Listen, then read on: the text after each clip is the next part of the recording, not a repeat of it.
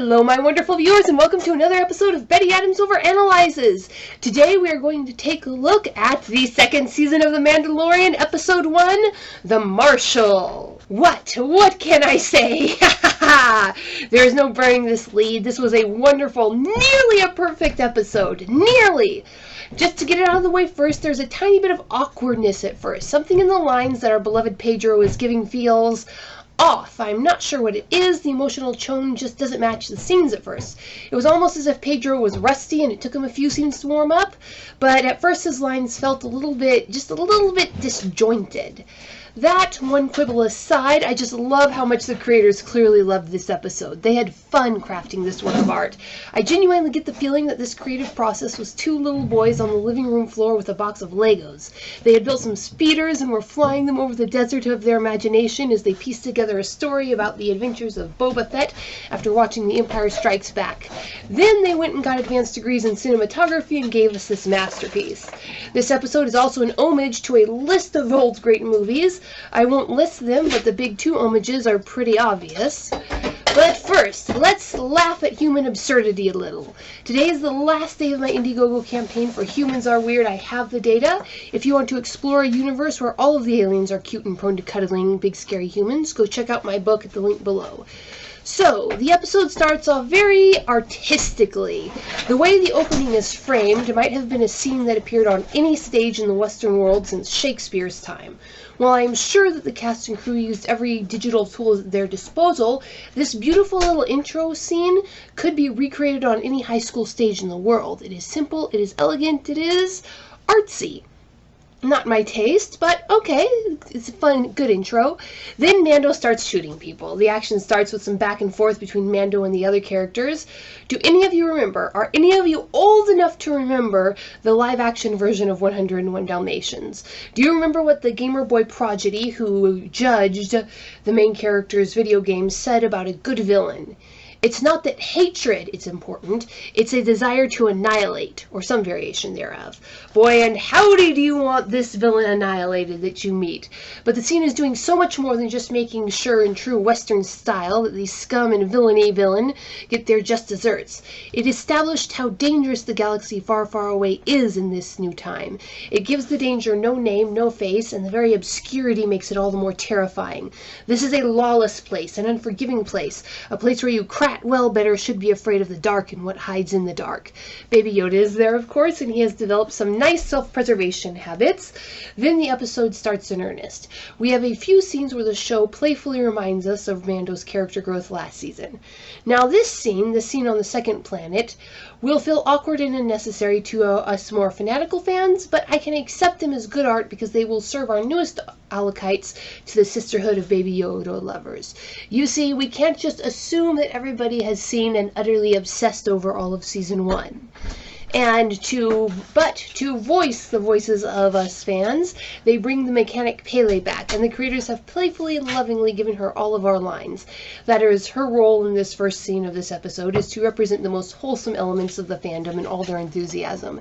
And then they give her this other line. Oh my word, I don't know if it was supposed to be a joke to make us laugh, a gesture of sympathy and goodwill and of shared trouble, or what, but it couldn't have been an accident.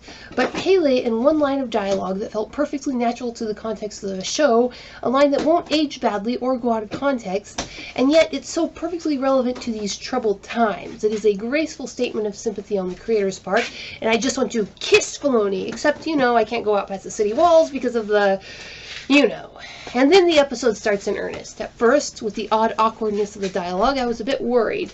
The episode started out feeling like it would end up being preachy and annoying, and I did not want to have to live through that again. But then the episode got me and pulls me in, and I forgot all of my doubts in the moment of the story as the preachiness blasted away. There were at least 3 moments in the show where I was genuinely on edge because I didn't know what was going to happen next. Now, stories, making stories, taking them apart, this is my my life. This is my job. It is very rare indeed that I can't predict where a story is going, at least in general, let alone a pulp western like this one, which are usually terribly predictable. But this story just kept me guessing, and the fan service, sweet twin sons over Tatooine, that last moment of fan service at the end of the episode was wonderful. The moment the character named the plot device of this episode, I felt a little perk of interest. I didn't even know if I would call it a hope. You see, this bit of lore was served to us fans deep in the Legends or EU lore, way back in the day. I think the most defined use of it was in the book of shorts, Tales from Jabba's Palace. It was kind of a riff off of Tales from the Cantina, where they make a whole big backstory for every single character in the main scenes of the original Star Wars movie. This one came from the story of the dancer with all the boobs escapes and kind of maybe falls in love with the guy she escapes with on their way to rescue her children from slavery. Anyway, to see the MacGuffin that resolved their story arc show up here was just perfect. Granted, there is the size issue, but that is sort of explained in the episode, so I will let that go. But thank you, Filoni. Thank you.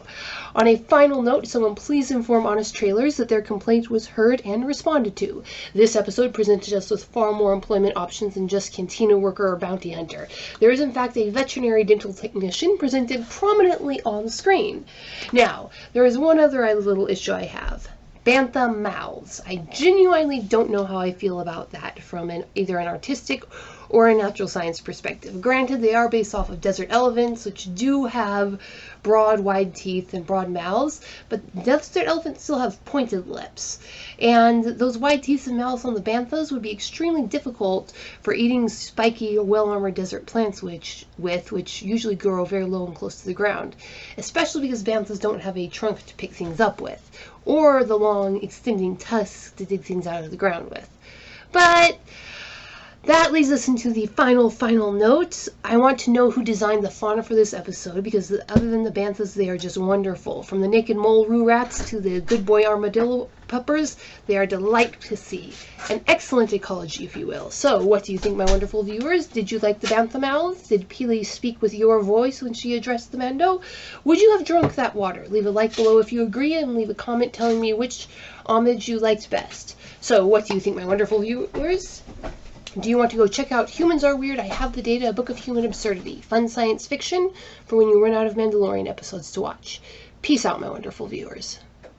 And that is our dose of daily weirdness for today. If you found that you like what you heard, wander on over to Indiegogo and purchase a copy of Humans Are Weird, I Have the Data. The link is below. If you don't want to purchase the book or find you can't at the moment, share this around if you think it's worth sharing. Hit up Facebook, Tumblr, whoever, hit that like button, hit subscribe, and I will see you in the next chapter.